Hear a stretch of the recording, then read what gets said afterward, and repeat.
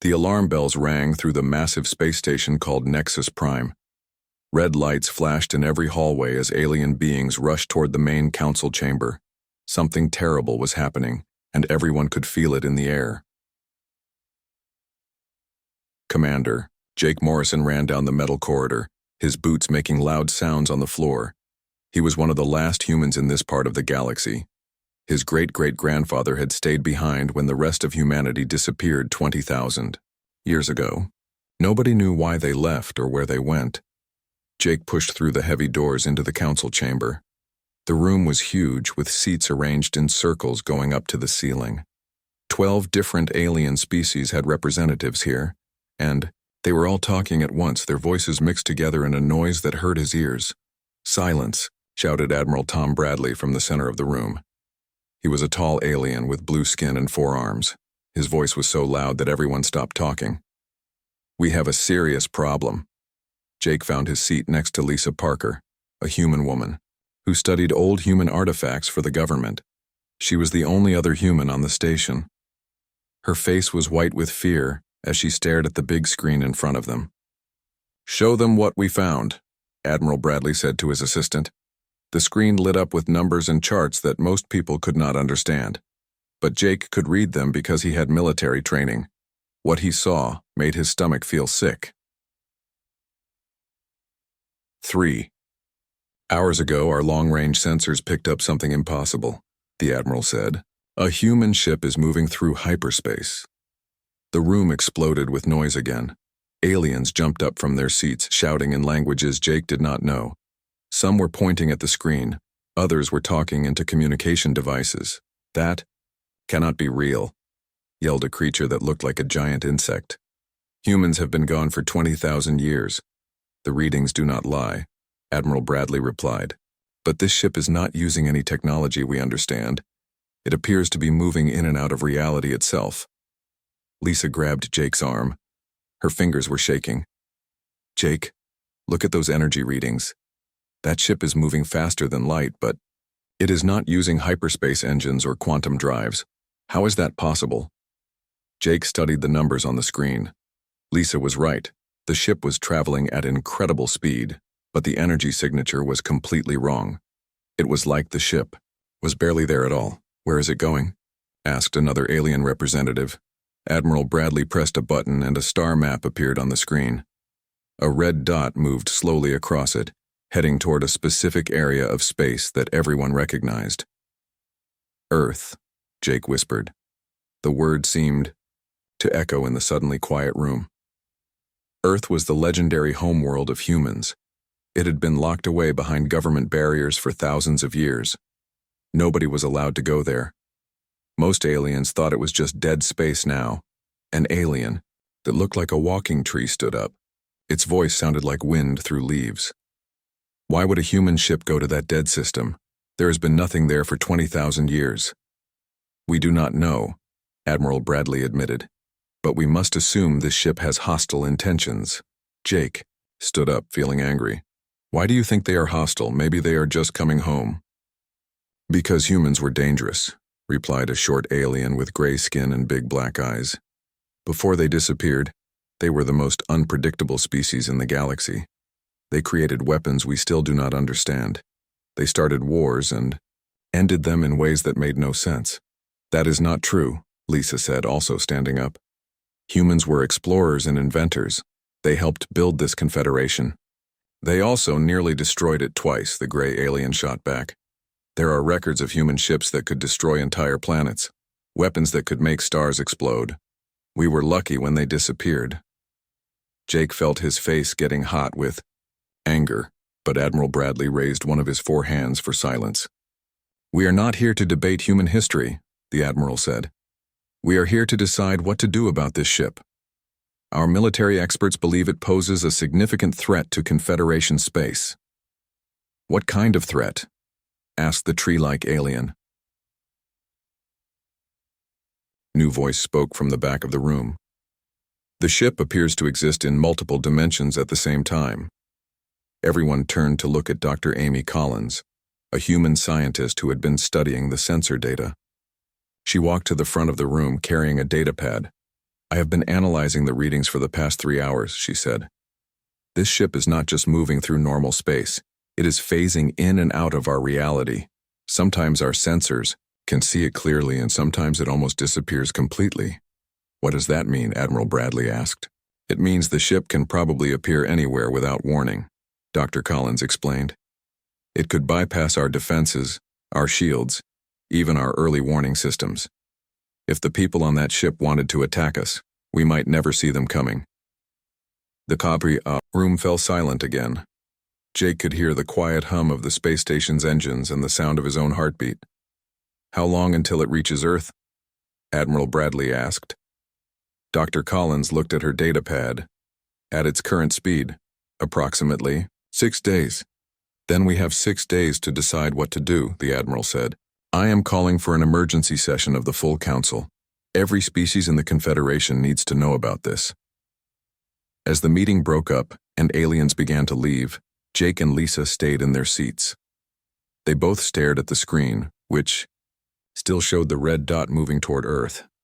Jake, Lisa said quietly, what if they are not coming back as friends? What if something changed them during those 20,000 years? Jake did not have an answer. He had grown up hearing stories about the old days when humans were part of the galactic community, but those were just stories.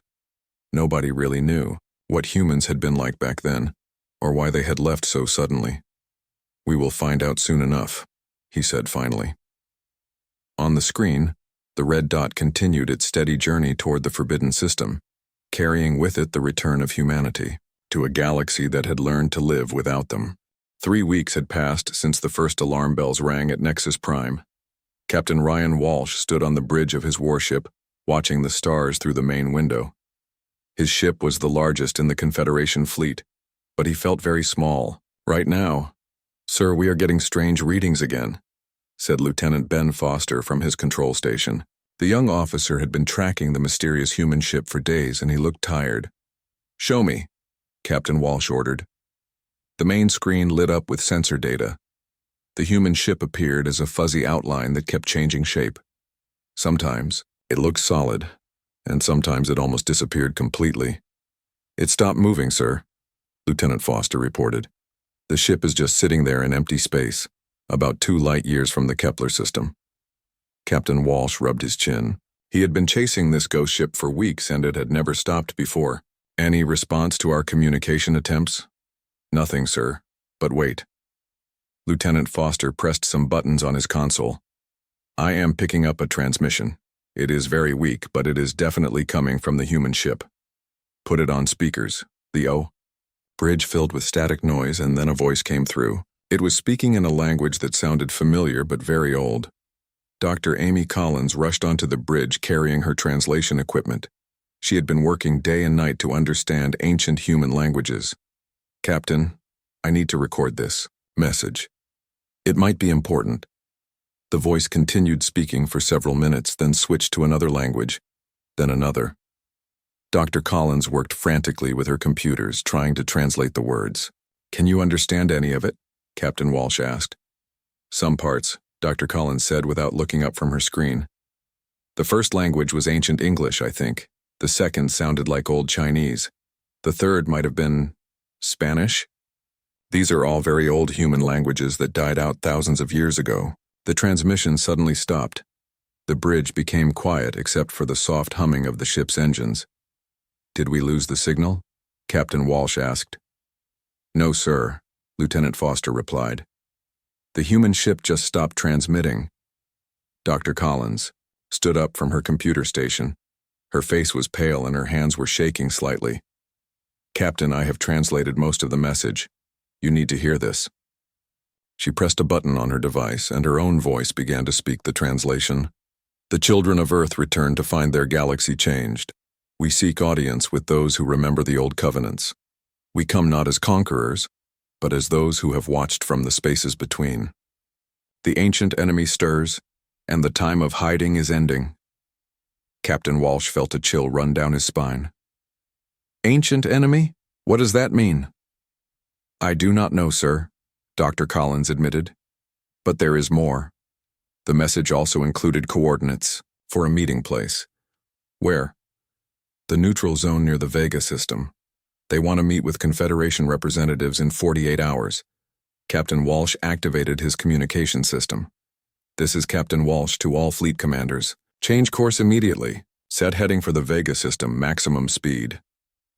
2 days later, Captain Walsh found himself leading a small fleet of 12 ships toward the meeting coordinates. They had been joined by vessels from 3 other species, including Admiral Bradley's flagship. Everyone was nervous about meeting humans after 20,000 years. "Contact!" Lieutenant Foster shouted from his station. "The human ship just appeared directly in front of us." Captain Walsh looked at the main screen and felt his breath catch in his throat. The human ship looked like nothing he had ever seen before. It was huge, maybe twice the size of his own vessel, but its shape seemed to flow and change like liquid. The surface appeared to be made of some kind of metal that moved like water.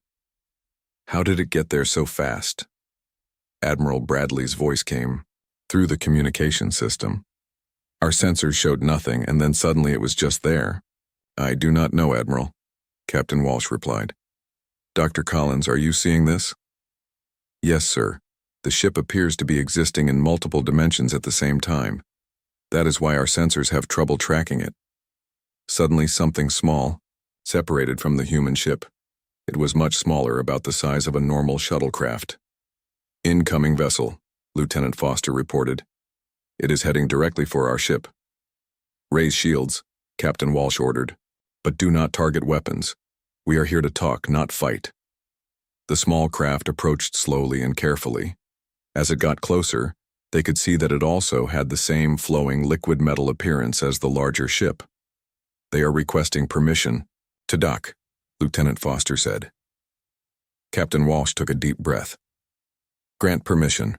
And Lieutenant, record everything that happens." 20 minutes later, Captain Walsh stood in the main docking bay with Dr. Collins, Lieutenant Foster, and a small team of security officers. The human shuttle had attached itself to their ship in a way that seemed impossible. The metal of the shuttle had somehow merged with the metal of their own ship. A door opened in the side of the shuttle, but no door had been there before. A woman stepped out, and Captain Walsh was surprised by how normal she looked. She appeared to be in her 30s with brown hair and dark eyes. She wore clothes that looked like they were made of the same flowing material as her ship. "Greetings," she said in perfect Confederation standard language. "I am Kate Nelson, speaking for the deep colonies of humanity. Thank you for accepting our request to meet." Captain Walsh stepped forward. "I am Captain Ryan Walsh of the Confederation Fleet. We have many questions." Kate Nelson smiled, but it was not a happy smile. "I am sure you do. Where I come from, we call your people the surface dwellers. You live in what you think is the only reality, but there are many layers to existence. For 20,000 years, my people have lived in the spaces between these layers." "Why?" Dr. Collins asked. "Why did humanity disappear?" "We did not disappear," Kate replied. "We hid. We were forced to hide because of something terrible that was coming. Something that eats entire civilizations." Lieutenant Foster stepped forward. "What kind of something?" Kate's expression became very serious. "We call them the Devourers. They exist partially outside normal space and time. They consume everything, planets, stars, entire species. 20,000 years ago, humanity discovered they were coming to this galaxy." "So you ran away?" Captain Walsh asked. "We developed technology to exist between dimensions," Kate explained. "It was the only way to hide from the Devourers. But we never really left. We have been watching, protecting this galaxy in secret, making sure the Devourers could not find you." "And now?" Dr. Collins asked. Kate's face became even more serious. "Now they have found us. They have learned to track our dimensional signatures. The time of hiding is over. They are coming, and this time there is nowhere to run." The docking bay became very quiet. Captain Walsh could hear his own heartbeat and the soft breathing of his crew. "What do you want from us?" he asked finally. "We want to save this galaxy," Kate replied. "But we cannot do it alone. We need the Confederation to trust us, to work with us. Because if we fail, Every living thing in this galaxy will be consumed. Captain Walsh looked at his officers, then back at Kate Nelson. How long do we have? Not long, she said. The Devourer scouts are already at the edge of the galaxy. The main force will arrive within a year, maybe less. Then we had better start working together, Captain Walsh said. Kate smiled again, and this time it looked a little more hopeful. Yes, but first you need to see what humanity has become during our long exile. You need to understand what we are truly capable of. She gestured toward her shuttle. Will you come with me? There are things you must see before we can begin to plan our defense. Captain Walsh looked at his crew one more time, then nodded. Lead the way. Captain Walsh stepped into Kate Nelson's shuttle, followed by Dr. Collins and Lieutenant Foster. The inside looked nothing like any spacecraft he had ever seen. The walls seemed to be alive, moving slowly, like breathing. Soft blue light came from everywhere and nowhere at the same time. Please sit down, Kate said, pointing to chairs that grew out of the floor as they watched. The journey to our colony will feel strange to you. How strange? Dr. Collins asked as she carefully sat in one of the chairs. The seat adjusted itself to fit her body perfectly. We will be traveling between dimensions, Kate explained. Your bodies are not used to existing in multiple realities at once.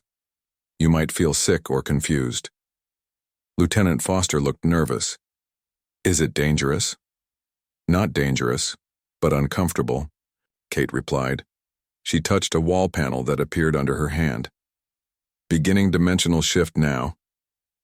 The shuttle began to vibrate, but not in a normal way. Captain Walsh felt like his body was being pulled in several directions at once.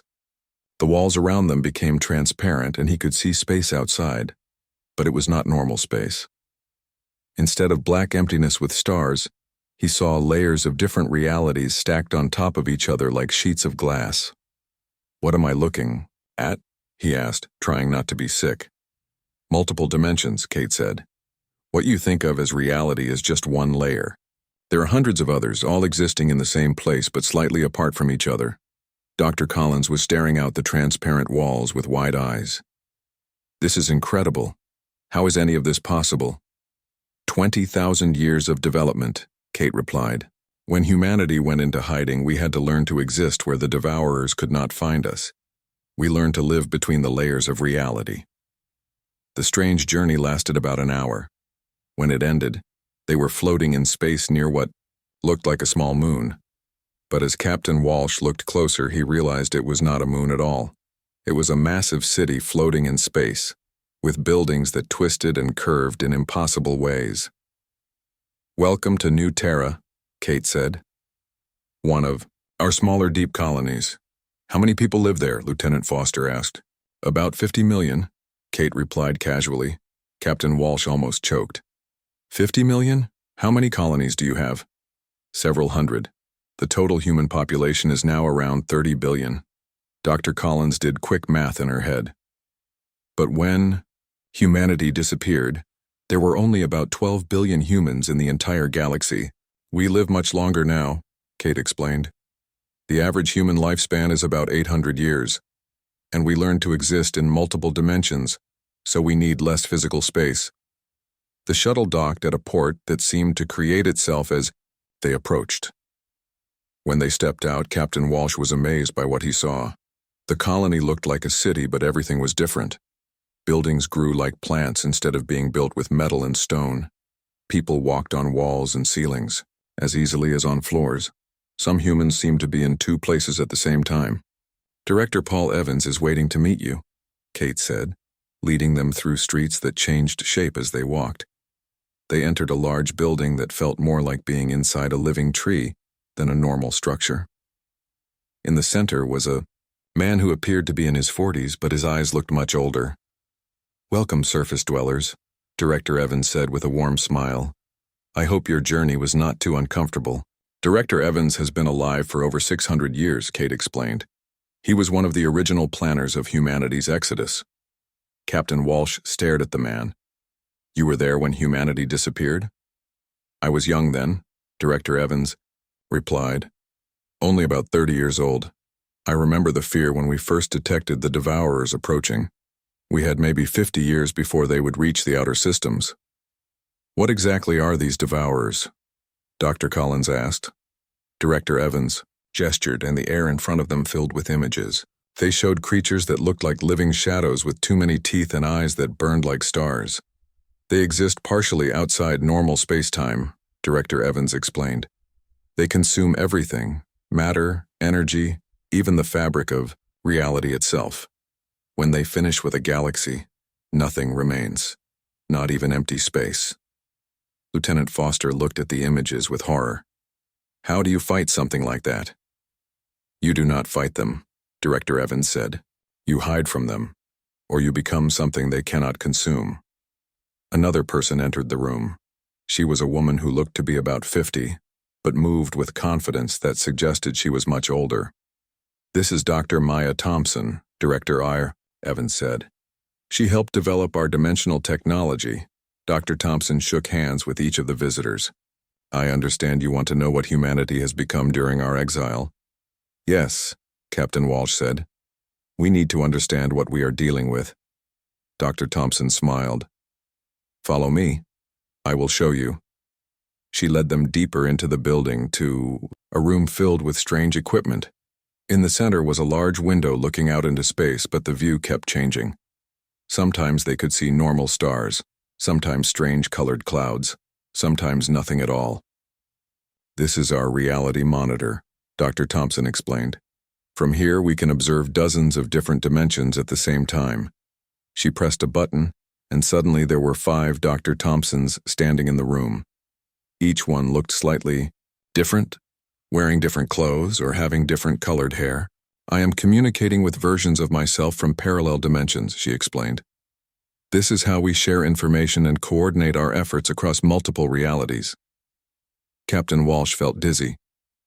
How many versions of you are there? Thousands. All 5 Dr. Thompsons said at the same time. Every choice creates a new reality branch. We learn to exist in many of them simultaneously. The extra versions of Dr. Thompson faded away, leaving only the original. This is how we stayed hidden from the Devourers, she continued. They exist in normal spacetime, but we learned to exist in the spaces between realities. They could not find us because we were not fully in any one dimension. Another man entered the room. He was tall and looked like a soldier, with scars on his face and arms. This is Colonel Steve Murphy, Director Evans said. He commands our defense forces. Colonel, Murphy nodded to the visitors. You probably want to know about our military capabilities. Yes, Captain Walsh said. Can you really fight these Devourers?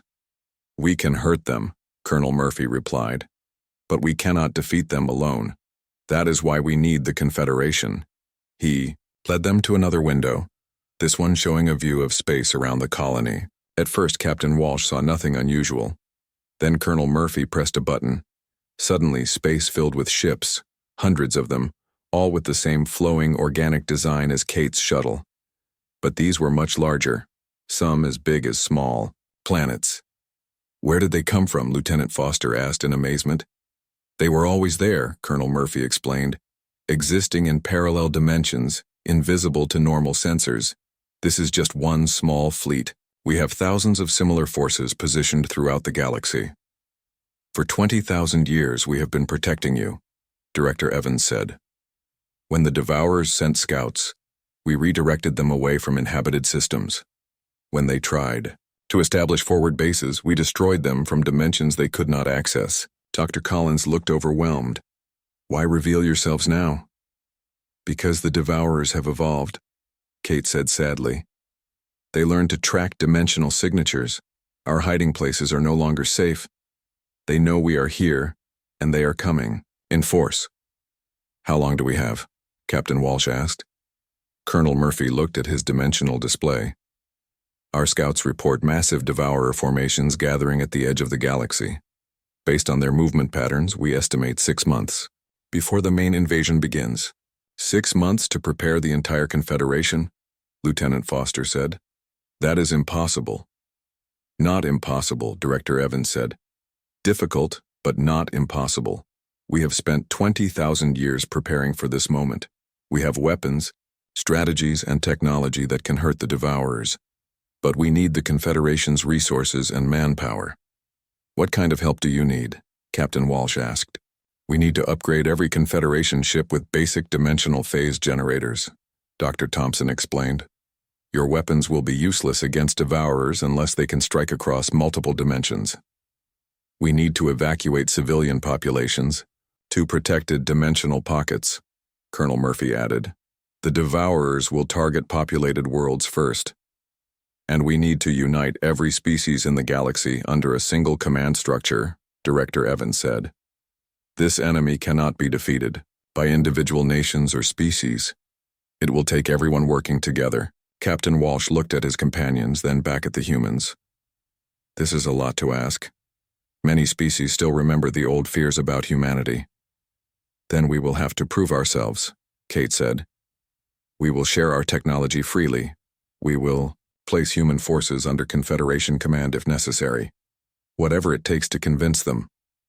Because if we fail, Director Evans said quietly, there will be no second chance. The Devourers do not leave survivors. Captain Walsh took a deep breath. Then we had better not fail. Outside the window, the massive human fleet continued its silent patrol through multiple dimensions, guarding a galaxy that did not even know they existed. The emergency alarm sounded across every Confederation ship in the Outer Rim. Admiral Bradley's voice echoed through the communication systems of 12 different fleets scattered across the galaxy's edge. All ships, this is Admiral Bradley. We have confirmed contact with hostile forces. Repeat, we are under attack. General Carl Hunter stood on the bridge of his human command ship, watching the battle reports flow in from the Rim territories. The massive display screens showed red dots disappearing one by one as Confederation outposts went silent. How many systems have we lost? He asked his aide. Lieutenant Nick Taylor checked his datapad. 7 star systems in the past 6 hours. Sir, complete communication blackout from all of them, no survivors. General Hunter had been alive for 400 years and he had never seen anything like this. The Devourer Vanguard was moving through Confederation space like a plague, consuming everything in its path. Sir, we are getting a distress call from the Kepler Defense Fleet, Lieutenant Taylor reported. Admiral Singh is requesting immediate assistance. Put him through. The main screen flickered and Admiral Singh's face appeared. He was a tall alien with green skin and 4 eyes. Behind him, his bridge was full of smoke and flashing emergency lights. General Hunter, we need help now, Admiral Singh shouted over the noise. These things are not like anything we have ever fought. Our weapons pass right through them. How many ships do you have left? General Hunter asked. 12 out of 60. We lost the others in the first 10 minutes of combat. General, these creatures can attack from directions that should not exist. They appear inside our shields, inside our ships. My weapons officer was pulled into some kind of void right in front of me. The communication cut off suddenly. Lieutenant Taylor tried to re-establish contact, but there was only silence. Sir, the Kepler system just went dark, Lieutenant Taylor reported quietly. General Hunter closed his eyes for a moment. Kepler had been home to 3 billion people.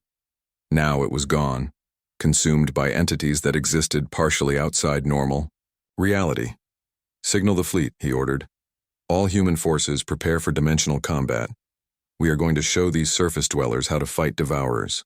2 hours later, General Hunter's task force arrived at the edge of what used to be the Kepler system. What they found made even experienced human soldiers feel sick. Instead of planets and stars, there was only empty space filled with a strange, gray mist. The mist moved in patterns that hurt to look at, forming shapes that seemed to exist in too many dimensions at once. Sensors are picking up massive energy signatures in the mist, reported Commander Ellen Price from her ship, the Infinity's Edge. These must be the Devourers. Commander Price had been born in the deep colonies and had trained her entire life to fight interdimensional enemies. Her ship was humanity's most advanced warship, capable of existing in 12 different dimensions simultaneously. How many of them are there? General Hunter asked. Hard to say, sir. They do not exist completely in our dimension. I am reading maybe 50 entities, but there could be hundreds more in parallel realities. As they watched, shapes began to emerge from the gray mist. The devourers looked like living nightmares made of shadow and hunger. They had no fixed form, constantly changing shape as they moved between dimensions. Some looked like giant squids, with too many tentacles, others like wolves made of dark energy with teeth like burning stars. All Confederation ships maintain distance, General Hunter ordered. Human ships prepare for phase combat. The human fleet began to change. Their ships became translucent, flickering in and out of normal space as they activated their dimensional phase generators. To the Confederation observers, it looked like the human ships were becoming ghosts. Beginning attack run, Commander Price announced. Her ship, the Infinity's Edge, suddenly vanished completely. A few seconds later, explosions erupted inside the gray mist as her weapons struck devourer entities from impossible angles. How is she doing that? Asked Captain Walsh, who was observing the battle from a safe distance. She is attacking from parallel dimensions, Lieutenant Taylor explained. The devourers exist in multiple realities, so we have to fight them in multiple realities. More human ships joined the attack, phasing in and out of normal space like deadly phantoms. Their weapons were unlike anything the Confederation had ever seen. Instead of energy beams or missiles, they fired bursts of twisted space-time that tore holes in reality itself. But the devourers were fighting back. One of them reached across dimensions and grabbed a human destroyer, pulling it into a dimensional void. The ship and its crew of 200 vanished instantly. We are taking heavy losses, Commander Price reported. These devourers are stronger than the scouts we fought before. General Hunter made a difficult decision. All ships implement Protocol 7. Lieutenant Taylor looked shocked. Sir, are you sure? Protocol 7 has never been tested in real combat. We do not have a choice, General Hunter replied. Protocol 7 was humanity's most dangerous tactic. It involved merging multiple versions of the same ship from parallel dimensions, creating a single vessel with incredible power. But it was extremely risky, because if something went wrong, the ship could be scattered across infinite realities. Commander, Price's voice came through the communication system. Infinity's Edge beginning dimensional merger. On the view screen, her ship began to multiply. Suddenly, there were 5 identical ships occupying the same space, each one slightly transparent. Then the 5 ships began to merge together, becoming brighter and more solid. The merged Infinity's Edge was now 3 times larger than before and glowing with dimensional energy. When it fired its weapons, the blasts were powerful enough to destroy entire devourer entities in a single hit. It is working, Lieutenant Taylor shouted excitedly, but their celebration was short-lived. The devourers responded by doing something similar.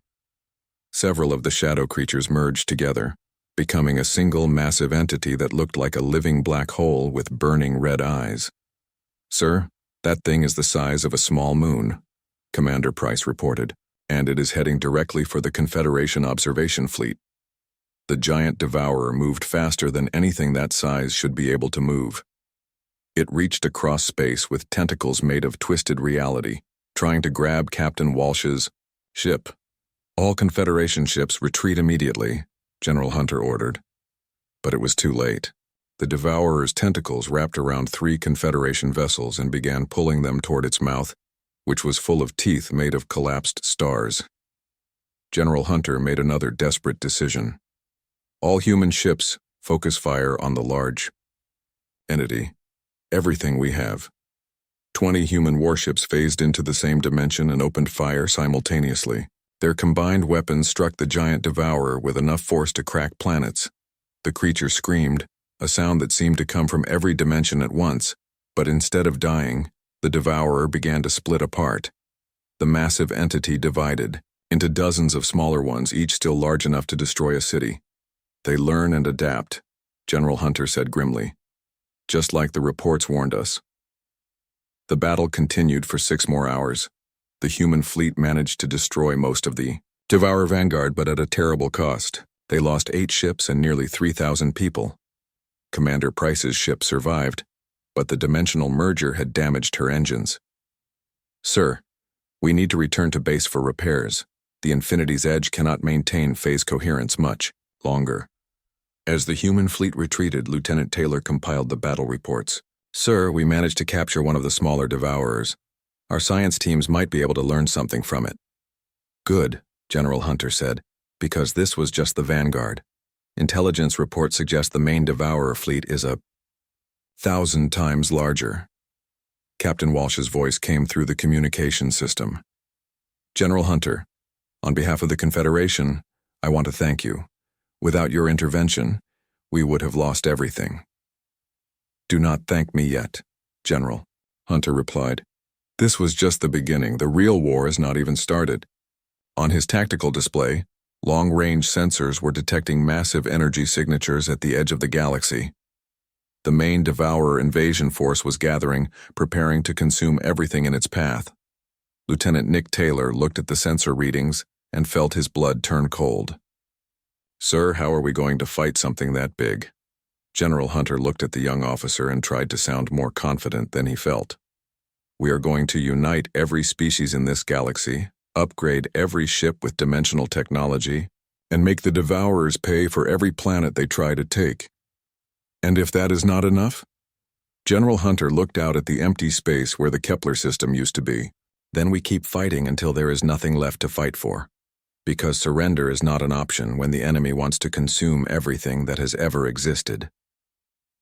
In the distance, the gray mist that had been the Kepler system slowly faded away, leaving only empty space and the memory of 3 billion lives that had been lost in a single day. 6 months after the first Devourer attack, the entire galaxy was at war. Fleet Admiral Dan Roberts stood in the command center of Nexus Prime, watching tactical displays that showed battles happening across multiple dimensions simultaneously. Report, he ordered, as Captain Alex Stone entered the room. The outer rim is completely lost, sir, Captain Stone replied. 47 star systems consumed in the past week alone. The main Devourer fleet has reached the Middle Territories. Admiral Roberts had been chosen to lead the United Galactic Defense because he was one of the few people who could understand both human dimensional technology and traditional Confederation tactics. Half human and half alien, he had spent the last 6 months trying to merge two completely different ways of fighting. How many ships do we have left? He asked. About 3,000 Confederation vessels with dimensional upgrades and 800 human ships, Captain Stone reported. But sir, we are losing ships faster than we can build them. Dr. Grace Miller rushed into the command center carrying a data pad. She was the lead scientist working on new weapons to fight the Devourers. Her hair was messy, and her clothes were wrinkled from working without sleep for days. Admiral, I think I found something, she said breathlessly. Show me. Admiral Roberts replied. Dr. Miller activated a holographic display in the center of the room. It showed a complex three-dimensional map with layers that hurt to look at. The Devourers are not fully independent entities, she explained. They are all connected to something we call the primary anchor. It exists at the intersection of all realities, in a place where every dimension touches. Captain Stone studied the display. What does that mean? It means they have a weakness, Dr. Miller said excitedly. The Devourers can only project portions of themselves into our dimension. Their true bodies remain anchored to this primary reality. If we can destroy the anchor, we can cut their connection to normal space-time. Admiral Roberts felt a spark of hope for the first time in months.